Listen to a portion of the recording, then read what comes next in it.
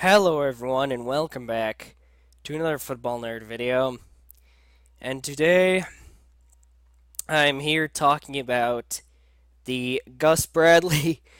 Hold on a second. I'm sorry, I've been dealing with coughs all day.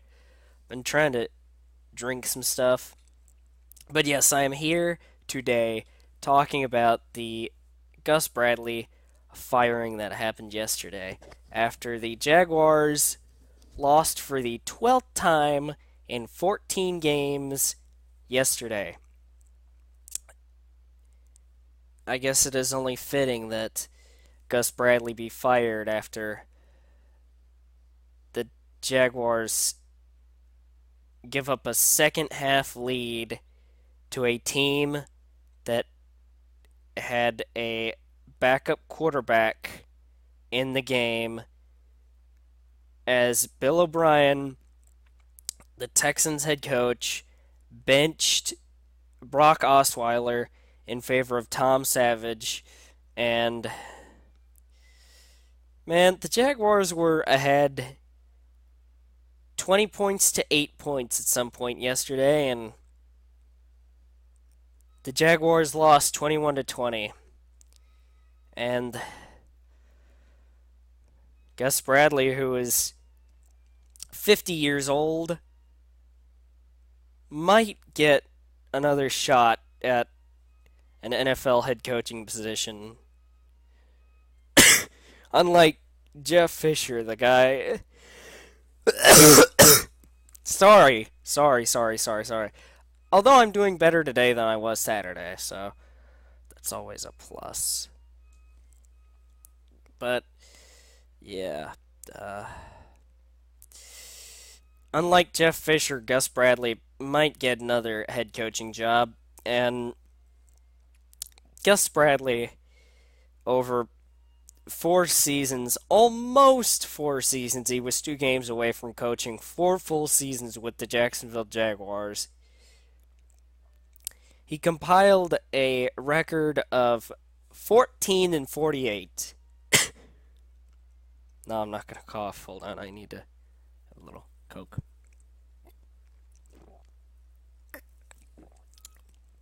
A little Coke helps. Something to drink helps. So yes, Gus Bradley compiled a record of 14-48 in 3 seasons and 14 games out of a 16-game season with the Jaguars in coaching. I think he will get a defensive coordinator position next year because he had a lot of influence in helping build the Seattle Seahawks defense into the powerhouse that it was and still is today. Because he was the Seattle Seahawks defensive coordinator from 2009 all the way through 2012 before he was given the head coaching position by the Jacksonville Jaguars in early 2013. Earlier today, the Jaguars announced that offensive line coach and assistant head coach Doug Marrone will be the interim head coach for the final 2 games. Now, if that name sounds familiar to you, then you may remember that from the Buffalo Bills. Doug Marrone coached the Buffalo Bills in 2013 and 2014. There he compiled a 15-17 record, 15-17. And he brought Buffalo's first winning season in 2014 in 10 years with a record of 9 wins and 7 losses. So, Doug Marrone has some Doug Marrone, although he doesn't have a whole lot of head coaching experience, I mean, he led the Bills to a winning record. That is something that. Sorry. That is something that Rex Ryan hasn't done yet. And something that may not be accomplished for a long while. Sorry to say that, Buffalo Bills fans, but yeah, if you know a Buffalo Bills fan, please give them a hug. Because after listening and watching, well, especially listening to that, they could use a hug. So go give them a hug, please. Please. But yeah, so I think I think Gus Bradley will get a defensive coordinator position next year. I do not know which team, but I think an NFL head coach will be willing to let Bradley guide his defense. Because Gus Bradley is a good defensive coordinator. I mean, some guys are good coordinators, whether it be offensive or defensive coordinator, but some guys are just not cut out to be NFL head coaches, and sadly enough, maybe Gus Bradley is not cut out to be a head coach, but he is a great defensive coordinator. I don't want to sell him short at all. He's a good track record with the Seattle Seahawks in that regard. But unfortunately, he couldn't really do anything with the Jags. He had his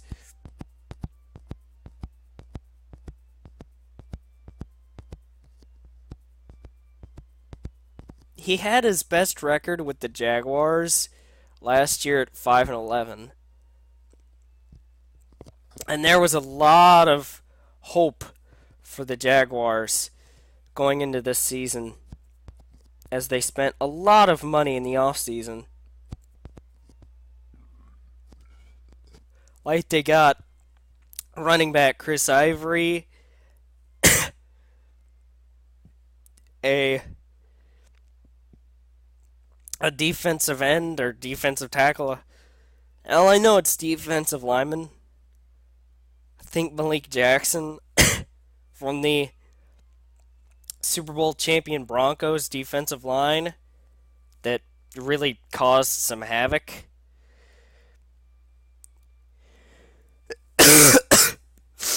Yeah, sorry about all that. Yeah, I'm doing a lot better since I was last Saturday, or since I was this past Saturday, whenever you saw me last. Keep that in mind. But yes,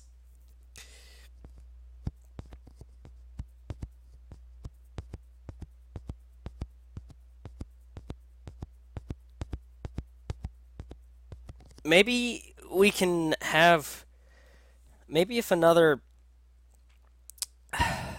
head coach gets fired before the end of the season, we can have like a fired before the regular season ends, uh, kind of like a coaching thing. Like Jeff Fisher be the head coach, Gus Bradley be the defensive coordinator, and if an offensive guy gets fired, then have him be the offensive coordinator.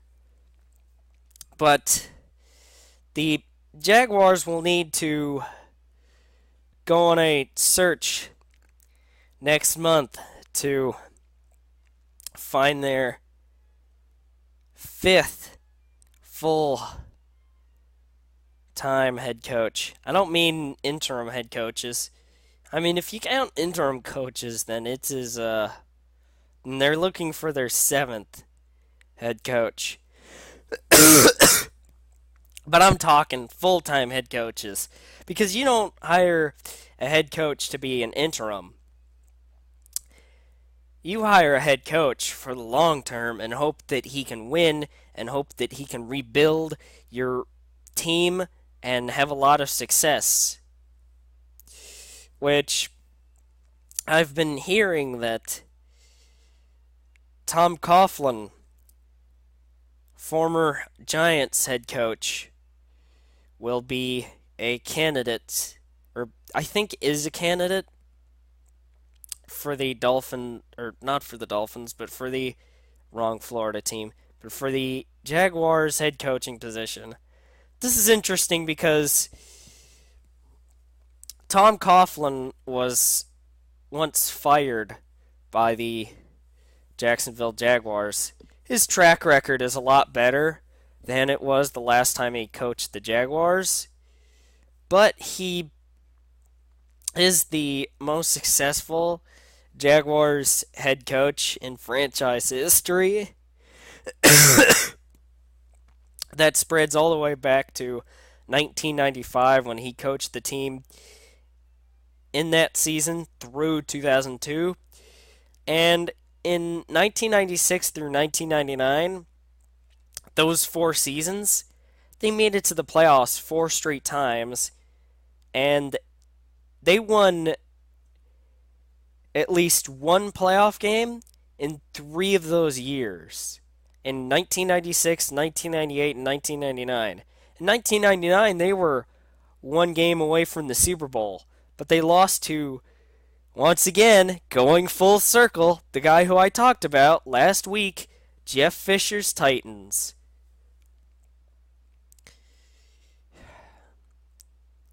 And I've also heard that Patriots offensive coordinator Josh McDaniels is also a candidate.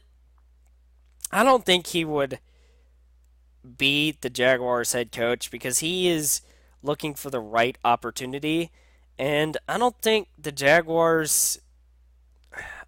he would find that the right opportunity.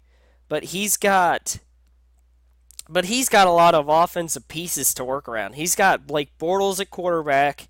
He's got Chris Ivory and TJ Yeldon in the backfield. And then he's got Allen Hurns and Allen Robinson as the receivers, who are pretty good young studs, I must say. And you've got Julius Thomas, a tight end, and another tight end who is kind of old, but still, I think you've got a couple of years left in him. You've got Mercedes Lewis as well.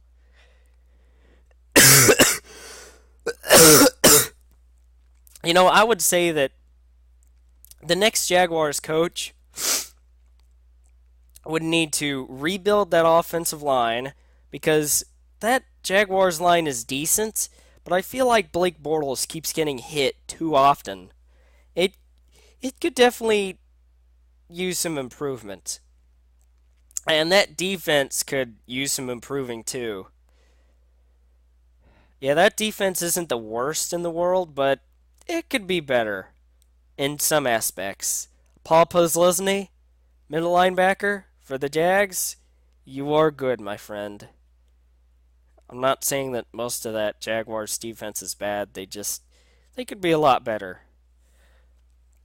But yes, I think that's what the Jags would need to focus. Yeah, at least the new head coach would need to fix in terms of the Jags to make them more competitive.